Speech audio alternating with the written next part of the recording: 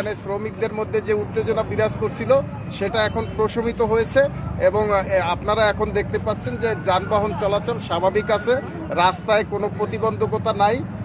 এখানে যে সকল যাত্রীরা বিভিন্ন গন্তব্যে যাওয়ার জন্য আসছেন, মূল ঘটনাটা ছিল আজকে শ্রম আদালতে একটা মামলার রায়ের শুনানির তারিখ ধার্য ছিল। সেখানে দুই পক্ষ উপস্থিত ছিল।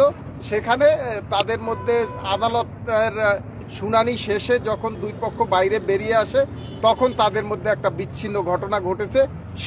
সেই সংবাদটা যখন কদমতলী টার্মিনালে আসে তখন এখানে শ্রমিকদের মধ্যে উত্তেজনা দেখা দেয়। এই ঘটনায় বেশ কয়েকজন আহত সমিতির অফিসে অবস্থান করছেন, তার সাথেও আমরা কথা বলেছি।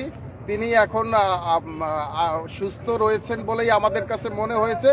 তারপরেও তিনি আরো চিকিৎসা নিয়ে সুস্থ হবেন বলে আমরা আশা করি। কি শেষ পর্যন্ত সালিসিভাবে যাচ্ছে নাকি কি অভিযোগ করছে পুলিশের কাছে?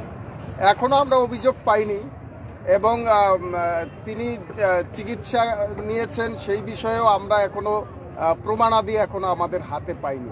সেগুলা পাওয়া সাপেক্ষে এবং তারা যে কমপ্লেইন করবেন সেইটা সাপেক্ষে আমরা অবশ্যই আইনগত ব্যবস্থা গ্রহণ করব। ভাই, দুই পক্ষ আপনি বলেছেন, দুই পক্ষটা কি? শ্রমিকদের মধ্যে দুই পক্ষ? এখানে শ্রমিকদের মধ্যে দুই পক্ষ হলো বর্তমান সভাপতি, সেক্রেটারি সহ যারা বিজয়ী গ্রুপ এবং এই নির্বাচনে যারা পরাজিত হয়েছেন সেই গ্রুপ, দুই গ্রুপ। একটা হলো সাবেক সভাপতি ফলিক এবং আর একটা হলো বর্তমান সভাপতি হাজী মইনুল। এই বিষয়ে কাউকে আটক করা হয়েছে কিনা? একজনকে আটক করা হয়েছে, সে এখন থানা হেফাজতে আছে। টার্মিনাল, সেই টার্মিনাল থেকে সরাসরি যুক্ত হয়েছিলাম। তবে